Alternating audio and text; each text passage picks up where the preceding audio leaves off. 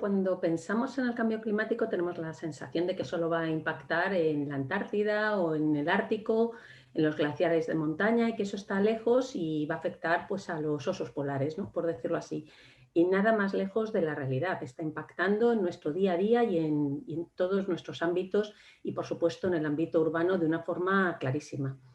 La Agencia Estatal de Meteorología nos está diciendo que cada vez hay más evidencias de los impactos del cambio climático en España. En los últimos 40 años pues, se está viendo cómo se producen cada vez más fenómenos extremos. Empezamos a estar familiarizados con términos como las danas, se producen inundaciones, olas de calor, que son bueno, pues los signos de ese cambio climático global del que estamos hablando, pero en la escala local y en la que nos afecta a todos. Así que creo que los impactos los estamos viendo ya y poco a poco nos vamos familiarizando con ellos y tenemos que incluirlo en nuestras políticas y en nuestra respuesta porque forma parte de nuestro día a día. CONAMA, el Congreso Nacional de Medio Ambiente, viene celebrándose en España desde 1992, desde que después de la Cumbre de la Tierra una serie de profesionales decidieran trasladar ese debate a la realidad española. Y sigue vigente y sigue funcionando cada 2 años porque se ha convertido en la cita por excelencia del sector ambiental en España. Cada edición del Congreso pues, ha ido enfocando a los temas más importantes de la agenda en ese momento. Por supuesto, en esta edición de CONAMA, que es la de 2020, aunque probablemente tendrá lugar la primera semana de junio de 2021, con permiso del virus, bueno, pues el programa del Congreso está muy centrado en, lógicamente, la descarbonización, los retos relativos a la transición energética y la lucha contra el cambio climático, pero también en la adaptación al cambio climático. Os diría que tenemos en marcha 55 comités en los que están trabajando 1.200 especialistas, de los cuales, de esos 55 comités, aproximadamente 21 están absolutamente ligados y relacionados con el ODS 13 de Acción por el Clima y 19 con el ODS 11 de Ciudades y Comunidades Sostenibles. Como veis, el enfoque evidentemente es importante, pero además diría que en la intersección entre cambio climático y ciudad tenemos 9 comités trabajando, que van desde la energía en la ciudad, la estrategia de movilidad sostenible, segura y conectada para la descarbonización del transporte, los planes de urbanismo frente a los planes de movilidad, fundamentalmente enfocando a la movilidad fuera del centro de las ciudades, la parte periférica, la renovación urbana hacia ciudades descarbonizadas, circulares y verdes. Nos importan mucho las soluciones basadas en la naturaleza para hacer ciudades más habitables. También hablaremos de política alimentaria urbana, porque la alimentación y las ciudades creo que va a ser un tema emergente del que vamos a hablar mucho en los próximos años. Se hablará, por supuesto, de la rehabilitación del parque edificado y de cuestiones generales palanca que también entran dentro de las políticas urbanas, como son los ODS y bueno, pues la implantación de la Agenda 2030, la educación ambiental o la comunicación y la sensibilización ambiental. Así que vamos a tratar temas muy relacionados con estas cuestiones. El cambio climático es una variable más de la crisis ecosocial que estamos atravesando y que nos va a hacer cambiar de modelo de desarrollo para que nuestra sociedad siga siendo viable. He escogido un pequeño parrafito del informe del estado y la situación del medio ambiente en Europa, de la Agencia Europea para el Medio Ambiente,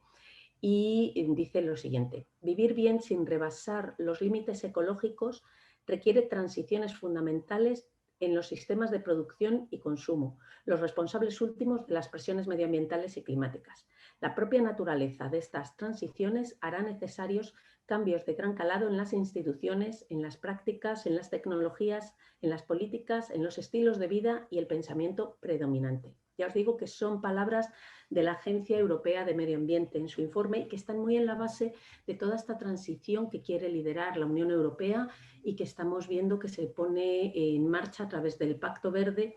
y de, bueno, pues también los instrumentos de financiación que están poniendo encima de la mesa y que después de la pandemia, dado que esto ya estaba acordado dentro de la Unión Europea, pues estos fondos para la recuperación van a ser una oportunidad para hacer fuertes transformaciones de nuestras sociedades, tanto del ámbito urbano como de los modelos de consumo. Estamos hablando de la economía circular, de cambiar este modelo de economía de usar y tirar, consumir directamente y producir residuos. Yo creo que son transformaciones importantes que están por venir en la próxima década. Hay tres cuestiones clave en las que tenemos que trabajar a nivel urbano. Por un lado, la descarbonización de nuestras ciudades,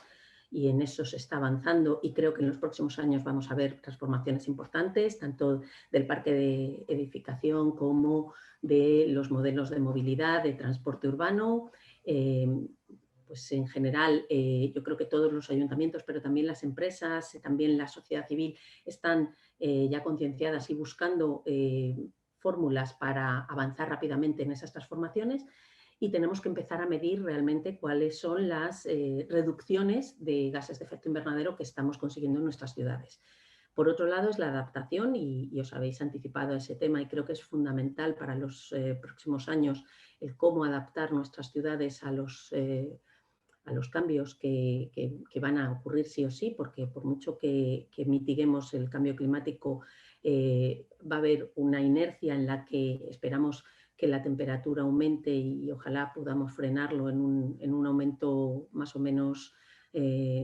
comedido, y que se van a producir fenómenos meteorológicos extremos como hablábamos al principio, ¿no? Entonces, estas transformaciones urbanas también van a necesitar toda nuestra energía. Y por último, yo añadiría un tercer eje de trabajo fundamental, que es el de las palancas de cambio que he citado antes así rápidamente, que son la educación, la participación ciudadana, la comunicación. Yo creo que desde todas las entidades tenemos que sumar nuestro granito de arena y trabajar en esas palancas que son fundamentales para que los cambios se produzcan.